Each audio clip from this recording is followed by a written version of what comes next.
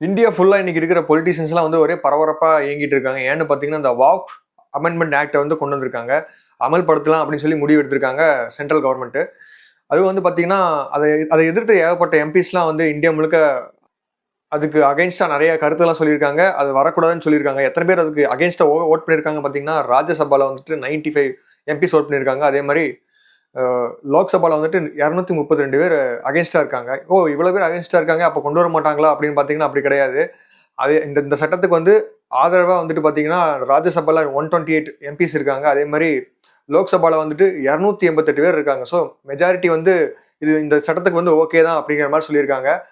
இந்த சட்டத்த வந்து பார்லிமெண்ட்ல அனௌன்ஸ் பண்ண நம்ம minority affairs minister Kiran Rijiju இருக்கார்ல. அவர் என்ன சொல்றாருன்னா, இந்த சட்டத்தினால வந்துட்டு நெறைய புவர் முஸ்லிம்ஸ் வந்து நெறைய பேர் பலனடைய போறாங்க. நெறைய டிவோர்ஸ் ஆன வுமன்ஸா இருக்கட்டும், விதவை பெண்களா இருக்கட்டும், எல்லாருமே வந்துட்டு இந்த சட்டத்தினால பயனடைய தான் போறாங்க. யாரும் இதுக்கு வந்து எதிர்ப்பு தெரிவிக்கணுங்கிற அவசியமே கிடையாது. எதுக்கு எதுக்கு வந்து இத வந்து ரொம்ப அரசியலாக்குறீங்க அப்படின்னு சொல்லி அவர் சொல்லியிருக்காரு. இந்த சட்டத்த வந்துட்டு போன வருஷம் அதாவது 2024 ஆகஸ்ட்லயே வந்துட்டு அனௌன்ஸ் பண்ணியிருந்தாங்க. அதாவது இந்த மாரி ஒரு சட்டம் வந்து கொண்டு வர போறோம் அப்படிங்கிற மாரி அனௌன்ஸ் பண்ணியிருந்தாங்க. ஆனா அதுக்கே வந்துட்டு வந்து முஸ்லிம்ஸ்லாம் நெறைய பேர் வந்து நார்த் இந்தியா சைட்லலாம் வந்து நெறைய ப்ரொடெஸ்ட்லாம் நடந்துச்சு. இந்த மாதிரி முஸ்லிம்ஸோட தனிப்பட்ட ஒரு விஷயத்துலலாம் நீங்க எதுக்கு தலையிடுறீங்க அப்படிங்கிற மாரி நெறைய பேர் கேட்டிருந்தாங்க. ஏன்னா இந்த வக்ஃப் போர்டு இருக்குல்ல, இது வந்து ஃபுல்லாமே வந்துட்டு முஸ்லிம்ஸ் சம்மந்தப்பட்டது தான். முஸ்லிம்ஸ் மட்டும் தான் இதுல நிர்வாகிகளா இருப்பாங்க. முக்கிய நிர்வாகிகளா இருப்பாங்க. அவங்க தான் வந்து ப்ராப்பர்ட்டீஸ் எல்லாம் மேனேஜ் பண்ணுவாங்க. அந்த ப்ராப்பர்ட்டீஸோட ஒர்த் மட்டும் எவ்வளோன்னு கேட்டீங்கன்னா, 1,25,000 கோடி வந்து மதிப்பு இருக்கும் அப்படிங்கிற மாரி சொல்றாங்க. இந்த காசெல்லாம் வந்து எப்படி சேருது? இந்த ப்ராப்பர்ட்டீஸ்லாம் வந்துட்டு எப்படி இந்தியால வாங்கி வைக்கிறாங்க? இந்தியா முழுக்க அப்படின்னு பார்த்தீங்கன்னா, அந்த வெளிநாட்டுல இருந்து வர நெறைய டொனேஷன்ஸ் இந்த முஸ்லீம் நல்வாழ்வு திட்டத்துக்கான நெறைய டொனேஷன்ஸா இருக்கட்டும், அதெல்லாம் வந்து இந்த வாக்ஃப் பில் அப்படிங்கிற இந்த ஒரு ஆக்ட் கீழ தான் இந்த ஒரு போர்டுக்கு கீழ தான் வராங்க. இந்த வாக்ஃப் போர்டு இதுக்கு கீழ யார் யாரெல்லாம் வராங்கன்னு பார்த்தீங்கன்னா, முஸ்லீம் சம்மந்தப்பட்ட எல்லாமே இதுல தாங்க இருக்கு. எல்லா ட்ரஸ்ட்டா இருக்கட்டும், இப்போ பள்ளிவாசலா இருக்கட்டும், மாஸ்க்கு, அப்புறம் அப்புறம் முஸ்லீம்ஸ்க்குன்னு மட்டும் கட்டப்பட்டிருக்கிற காலேஜா இருக்கட்டும், ஸ்கூலா இருக்கட்டும், இந்த மாரி நெறைய ஹெல்பிங் டெண்டன்சி உள்ள ஒரு போர்டு தான் இது. அத மெயின்டெயின் பண்றது ஃபுல்லா பார்த்தீங்கன்னா, முஸ்லிம்ஸ் ஆளுங்க மட்டும் தான் இருப்பாங்க. இப்ப வரைக்கும் அப்படிதான் இருந்தாங்க. ஏன்னா, இது 1956லயே போடப்பட்ட ஒரு ஆக்ட். அப்பலருந்து 2013 வரைக்குமே அப்படிதான் இருந்துச்சு. 13ல ஒரு சில சில சேஞ்சஸ்லாம் வந்துச்சு. அப்ப கூட இந்த அளவுக்கு ஒரு எதிர்ப்பு கிடையாது. ஆனா, இப்போ 2024ல வந்துட்டு ஃபுல்லா சேஞ்சஸ் கொண்டு வரணும் அப்படிங்கிற மாரி சொல்றாங்க. ஏன்னு பார்த்தீங்கன்னா, இந்த இப்ப நான் சொன்னேன்ல, இந்த நிர்வாகத்துல வந்து முஸ்லிம்ஸ்லாம் நெறைய பேர் இருக்காங்க. முஸ்லிம்ஸ் மட்டும் தான் முழுக்க முழுக்க 100% இருப்பாங்கன்னு. ஆனா, இப்ப வந்துட்டு அப்படி இல்ல. ஏன்னா, இப்போ முஸ்லிம்ஸ் இல்லாத ஒரு சிலரையும் வந்து இந்த நிர்வாகத்துக்கு கீழ கொண்டு வருவோம் அப்படிங்கிற மாரி சொல்லியிருக்காங்க. இதனால தான் வந்துட்டு முஸ்லிம்ஸ்லாம் நெறைய பேர் ட்ரிகர் ஆயிருக்காங்க. எங்களோட அந்த பெரிய அந்த 1,25,000 கோடி சொத்த வந்து அபகரிக்க போறாங்க. கார்ப்பரேட்ஸ் கம்பெனிக்கு குடுக்க போறத அந்த ஒரு திட்டம் தான் வந்து இது. அப்படிங்கிற மாரி வந்து பாரதிய ஜனதா கட்சி வந்து நெறைய முஸ்லிம்ஸ்லாம் வந்து எதிர்த்துட்டு இருக்காங்க. அதுக்கு தான் இந்த பெரிய புரொட்டஸ்டே போயிட்டு இருக்கு. ஆனா வந்துட்டு கிரண் ரிஜிஜு என்ன சொல்றாருன்னு பார்த்தீங்கன்னா, நம்ம மைனாரிட்டி அஃபேர்ஸ் மினிஸ்டர் இருக்கார்ல அவர்தான். அவர் என்ன சொல்றாருன்னு பார்த்தீங்கன்னா, அந்த முஸ்லிம்ஸ் கம்யூனிட்டிலே வந்துட்டு நெறைய பேர் வந்துட்டு அந்த சொத்தெல்லாம் அபகரிக்கிறாங்க. தன்னோட சுயநலத்துக்காக பயன்படுத்துறாங்க. நெறைய பேர் புவர் பீப்பிள்ஸ்க்கு போய் சேர மாட்டேங்குது. அதனால இத வந்துட்டு எங்க கண் பார்வைக்குள்ள வச்சுட்டீங்கன்னா, எங்க ஒவ்வொரு ஸ்டேட்ல இருக்கிற டிஸ்ட்ரிக்ட் கலெக்டர்ஸ் மூலமா நாங்க வந்து அதாவது கண்காணிச்சுட்டே வருவோம். நெறைய மெயின்டெயின் பண்ணிட்டே வருவோம். அதனால அந்த சொத்து வந்து யாரும் தப்பா யூஸ் பண்ண முடியாது. அவங்க சுயநலத்துக்கு யூஸ் பண்ண முடியாது. எல்லாமே பொதுமக்களுக்கு போய் சேரும். முஸ்லீம்ல இருக்கிற எல்லா புவர் பீப்பிள்ஸ்க்கு மட்டும் தான் இது போய் சேரும் அப்படிங்கிற மாரி அவர் அடிச்சு சொல்றாரு. ஆனா வந்துட்டு ஆப்போசிஷன் லீடர்ஸ்லாம் இருக்காங்கல்ல, ஆப்போசிஷன் எம்பிஸ் எல்லாருமே ஒட்டுமொத்த பேருமே வந்துட்டு பார்த்தீங்கன்னா, இத வந்து முழுக்க முழுக்க சுயநலத்துக்காக தான் இத பண்றாங்க பிஜேபி. அவங்களோட கார்ப்பரேட் கைக்கூலிஸ்ல இருக்காங்கல்ல, அவங்களுக்கு வந்து குடுக்குறதுக்கு தான் இந்த மாரி ஒரு ஆக்ட்டே கொண்டு வந்து இது வந்து ஆக்சுவலா பார்த்தீங்கன்னா, சிஏஏக்கு ஈக்குவலான ஒரு சட்டம் தான். முஸ்லிம்ஸ வந்து அவங்களுக்கு எந்த ஒரு ஹெல்ப்புமே இல்ல இந்த ஆட்சியில. ஏன்னா முஸ்லிம்ஸ்லாம் வந்துட்டு ரொம்ப ரொம்ப மைனாரிட்டியா இருக்காங்க.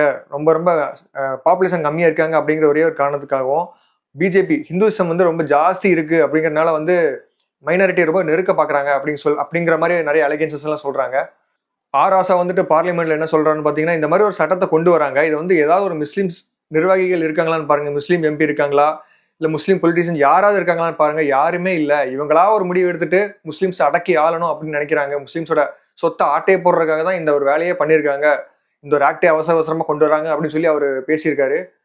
இந்த வக்ஃப் வாரியம் இருக்குல்ல, இத வந்து பேசிக்கா வந்துட்டு யார நிர்வகிக்கணும் அப்படின்னு பார்த்தீங்கன்னா, முஸ்லிம்ஸ்லாம் ஒட்டுமொத்த முஸ்லிம்ஸ் யார கை காட்டுறாங்களோ, அது அவங்க வந்து மோஸ்ட்லி வந்து முஸ்லிம்ஸ் ஆளுங்கள மட்டும் தான் கை காட்டுவாங்க. ஏன்னா, அவங்களுக்குள்ள தான் அங்க என்ன நடக்கும்னு தெரியும். ஏன்னா, மத ரீதியா அவங்கலாம் ஒற்றுமையா இருப்பாங்க அப்படிங்கிறங்காட்டிக்கு, அவங்களுக்குள்ள மட்டும் தான் இருக்கிற ஒரு விஷயம் இது.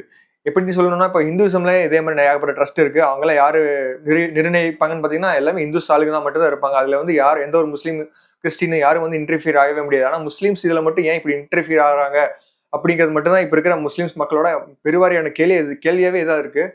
பிஜேபி கவர்மெண்ட் வந்து ஏன் இந்த மாதிரி ஒரு ஆக்டை கொண்டு வராங்க அப்படின்னு பார்த்தீங்கன்னா, இந்த சொத்துக்களை வந்துட்டு அவங்களோட பொலிட்டிஷியன்ஸ் எல்லாம் வந்துட்டு நிர்வாகிகளாக நிர்ணயிக்கிறாங்க அப்படின்னு பார்த்தீங்கன்னா, இது வந்துட்டு 1,25,000 கோடி சொத்துக்கு மேல இருக்கு. இதுக்கு மேலேயும் இன்னும் நிறைய அசையா சொத்தா இருக்கும், அசைகிற சொத்தா எல்லாமே இருக்கு. இதெல்லாம் சேர்த்து வச்சு பார்த்தோம்னா, நம்ம இந்தியாவிலேயே வந்துட்டு அதிகமான ரெவென்யூ இருக்கிறது வந்து என்னன்னு பார்த்தீங்கன்னா, இந்தியா ரயில்வேஸ் இருக்கு. அதுக்கப்புறம் வந்து டிஃபென்ஸ் சிஸ்டம் இருக்கு. இந்த 2 சிஸ்டம்க்கு அடுத்ததா வந்து பார்த்தீங்கன்னா, இந்த வக்ஃப் போர்டு இருக்குல்ல, இதுக்கு கீழ தான் அவ்வளோ சொத்து இருக்கு. அதனால தான் வந்துட்டு பிஜேபி கவர்மெண்ட் வந்து இதை வந்து எப்படி அபகரிக்கணும் அப்படின்னு சொல்லி தான் பார்க்குறாங்க அப்படின்னு சொல்லி நிறைய அலிகேஷன் சொல்லிட்டு இருக்காங்க முஸ்லிம்ஸ் பீப்புள்ஸ். நம்ம டிஎம்கே எம்பி திருச்சி சிவா இருக்கார்ல, அவர் வந்துட்டு என்ன சொல்றாருன்னு பார்த்தீங்கன்னா, பிஜேபி கவர்மெண்ட் வந்து ஒரு கம்யூனிட்டியே முடிச்சு கட்டணும்னு முடிவு பண்ணிட்டாங்க. அது யாரும் எந்த கம்யூனிட்டின்னு பார்த்தீங்கன்னா, இந்த இஸ்லாமிக் கம்யூனிட்டி தான். இந்தியாவிலே இருக்கக்கூடாதுன்னு பார்க்குறாங்க. ரொம்ப டார்கெட் பண்ணி அவங்கள அடக்க பார்க்குறாங்க. ஏன்னு பார்த்தீங்கன்னா, அவங்க சிஏஏலேயே வந்து இதை வந்து இவங்களை முடிச்சிடணும்னு தான் பார்த்தாங்க. ஆனால் முடியல. அவங்களுக்கு ப்ரொடக்ட் ஜாஸ்தி ஆகிட்டே வந்துச்சு அப்படிங்கிறனால கைவிட்டுட்டாங்க. அதனால தான் வந்துட்டு இப்போ வந்துட்டு சொத்தெல்லாம் முடக்கிடலாம் அப்படிங்கிற மாதிரி சொத்து விஷயத்தில் வந்து கை வச்சிருக்காங்க. இது வந்து ஒரு கான்ஸ்டிடியூஷனுக்கு எதிரானது அப்படின்னு சொல்லியிருக்காங்க. இதே மாதிரி கான்ஸ்டிடியூஷனுக்கே டோட்டல் அகைன்ஸ்டா இருக்கு அப்படிங்கிற மாதிரி இன்னொரு எம்பி சொல்லியிருக்காரு. ஆம் ஆத்மி கட்சியில இருந்து இன்னொரு எம்பி. ஸோ இந்த மாதிரி ஏகப்பட்ட எதிர்ப்பு சுத்தி சுத்தி வந்துட்டு இருக்கு. இதை வந்து எப்படி பிஜேபி அண்ட் கவர்மெண்ட் வந்து இதை ஹேண்டில் பண்ண போறாங்கன்னு தெரியல. ஆனால் ஓட்டு வந்து என்னமோ அவங்களுக்கு சாதகமாக வந்துருச்சு. ஏன்னா அவங்களோட கூட்டணியில் இருக்கிற கட்சியெல்லாம் எல்லாருமே வந்துட்டு அவங்களுக்கு தான் ஓட்டு போடுவாங்க. அதனால போன எலெக்ஷன்ல அவங்க தான் ஜெயிச்சிருந்தாங்கிறங்காட்டிக்கு அவங்க ஓட்டு போட்டாலே இது வந்து மெஜாரிட்டியாக தான் இருக்கும். ஆனால் ஆப்போசிஷன்லயும் வந்துட்டு ஒரு ரொம்ப பெரிய அளவுலலாம் கம்மியாலாம் இல்லை. ரொம்ப அதுவும் வந்து ரொம்ப மேசிவான எதிர்ப்பாக தான் இருக்குது. ஸோ இதையும் கன்சிடர் பண்ணுவாங்க தான் நம்ம எக்ஸ்பெக்ட் பண்ணிட்டு இருக்கோம். பிஜேபியோட எம்பி ராஜா மோகன் தாஸ் அவர் என்ன சொல்றாருன்னு பாத்தீங்கன்னா, இப்ப ப்ரொடெஸ்ட் பண்றாங்கல்ல, இப்ப வந்து எதிர்ப்பு தெரிவிக்கிறாங்களா காங்கிரஸ், அவங்க ஆட்சியிலேயே வந்துட்டு முஸ்லிம்ஸ்க்கு வந்து ஒரு நல்ல ஒரு ஆட்சியை கொடுக்கவே இல்லை. நிறைய புவர் முஸ்லிம்ஸ்லாம் வந்துட்டு காங்கிரஸோட ஆட்சியில தான் இருந்தாங்க. ஆனா வந்துட்டு நம்ம மோடிஜியோட ஆட்சியில தான் வந்துட்டு இருக்கிற எல்லா முஸ்லிம்ஸும் நல்லா செழிப்பா வாழ ஆரம்பிச்சாங்க. அவங்களுக்கான நல்ல ஒரு ஆக்ட்ஸ் எல்லாம் கொண்டாட ஆரம்பிச்சாங்க. நிறைய ஒரு பயனடைஞ்சிருக்காங்க. இதை வந்து நீங்க வந்துட்டு தப்பா போர்ட்ரேட் பண்றீங்க அப்படிங்கிற மாதிரி அவர் சொல்லியிருக்காரு. அதாவது டோட்டலா பாத்தீங்கன்னா பார்லிமெண்ட் என்ன பேசிக்கிட்டு இருக்காங்க, என்ன மாதிரி அடிச்சுக்கிட்டு இருக்காங்கன்னு பாத்தீங்கன்னா, அப்போசிஷன் லீடர்ஸ்லாம் வந்துட்டு இந்த ஆக்ட் வந்து டோட்டலா கான்ஸ்டிடியூஷனுக்கே அகேன்ஸ்டா இருக்கு, டெமோக்ரஸிக்கே அகேன்ஸ்டா இருக்கு, இது டெமோக்ரஸி நாடாவே தெரியல, இந்த மாதிரி ஒரு ஆக்ட்லாம் போட்டு ஏன் இப்படி சித்திரவதை பண்றீங்க, இந்த மாதிரி மைனாரிட்டி கம்யூனிட்டி அப்படின்னு சொல்லிட்டு இருக்காங்க. அதே மாதிரி ஆளுற கட்சி பிஜேபியோட எம்பிஸ்லாம் வந்துட்டு இது வந்து வெல்ஃபேர் தான், இது welfare for Muslim, welfare for முஸ்லீம் இப்படியே தான் சொல்லிட்டு முட்டு கொடுத்துட்டு இருக்காங்க. ஸோ 2 பக்கமும் வந்து மசீர மாதிரி தெரியல. இது வந்து எப்படியும் இந்த ஒரு ஆக்டை பத்தின ஒரு பேச்சு வந்து ஒரு வாரத்துக்கு கண்டிப்பா போகும்னு சொல்லலாம். ஏன்னா இன்னும் பேச்சுவார்த்தை நிறைய போயிட்டு இருக்கு. டக்குன்னுலாம் இம்ப்ளிமெண்ட் பண்ணிட மாட்டாங்க அப்படின்னு தான் நான் நினைக்கிறேன். என்னதான் பாசிபிலிட்டிஸ் இருக்கு, இப்பவே கூட அவங்களால முடியும். ஆனா வந்துட்டு எதிர்ப்பு ஜாஸ்தி இருக்கிறங்காட்டி கொஞ்சம் டைம் எடுத்து தான் பண்ணுவாங்க. இப்போ வந்து பாத்தீங்கன்னா நம்ம டிவிகே கட்சி இருக்குல்ல, அவங்களாம் வந்து எதிர்ப்பு தெரிவிச்சு போராடிட்டு இருக்காங்க. ப்ரொடெஸ்ட் போயிட்டு இருக்கு. இப்போ கோயம்புத்தூர்ல கூட போயிட்டு இருக்கு.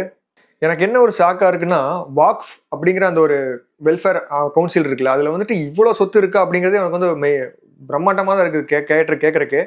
எப்படின்னு பாத்தீங்கன்னா, இப்போ ரயில்வேஸா இருக்கட்டும், அவங்க கிட்ட இருக்கிற ப்ராப்பர்ட்டிஸ்லாம் வந்துட்டு நமக்கு தெரியுது, விசிபிளா இருக்கு, எவ்வளோ நெட்வொர்க் இருக்கு அவங்களுக்கு அப்படின்னு சொல்லிட்டு. அதே மாதிரி டிஃபென்ஸ் வந்து கண்டிப்பா இருந்தது ஆகணும். ஒரு நாட்டுக்கு டிஃபென்ஸ் ரொம்ப முக்கியம். அதே வந்து செகண்ட் பிளேஸ்ல இருக்கு. தேர்ட் பிளேஸ்ல வந்துட்டு இப்போ இந்த வாக்ஃப் இருக்கு அப்படிங்கிற போது வந்து ஒரு பெரிய விஷயம் தான். அந்த அளவுக்கு வந்து அவங்க டொனேஷன் பண்ணியிருக்காங்க. வெளிநாட்டுல இருந்தாகட்டும், உள்நாட்டுல இருந்தே ஆகட்டும், எப்படியாச்சும் வந்து ஒரு அந்த ஏழை மக்களுக்கு வந்து, ஏழை முஸ்லீம்களுக்கு வந்து போய் சேரட்டும்னு சொல்லி தான் பண்ணியிருக்காங்க. அது கரெக்டாக அதே மாதிரி போய் சேர்ந்தா நல்லா தான் இருக்கும். இல்லை இதுக்கிடையில வந்து பாலிடிக்ஸ் பண்றது வந்து ரொம்ப நல்லா இல்லை. இதையவே காரணம் வச்சுட்டு ஆட்சியில் இருக்கும்போது ஒண்ணுமே பண்ணாம இருந்துட்டு, ஆட்சி வந்ததுக்கு அப்புறம் வந்துட்டு வேற மாதிரி நடிக்கிறதா இருக்கட்டும், இதுவும் இருக்கக்கூடாது. ஸோ பிஜேபி கவர்மெண்ட் வந்து இன்னும் ஒரு மாற்றங்கள்லாம் வந்து டோட்டலி முஸ்லீமுக்கு ஃபேவரா முடிப்பாங்க அப்படின்னு சொல்லி பார்க்கலாம். ஏன்னா அதுதான் எல்லாரும் எக்ஸ்பெக்ட் பண்றாங்க. முஸ்லீம்ஸ் வந்து ரொம்ப அடக்கப்படுறாங்க இந்த ஆட்சியில் அப்படிங்கிறது எல்லாத்தோட குற்றச்சாட்டா இருக்கு. அதை வந்து எப்படி போக்குறாங்க அப்படின்னு சொல்லி பார்க்கலாம்.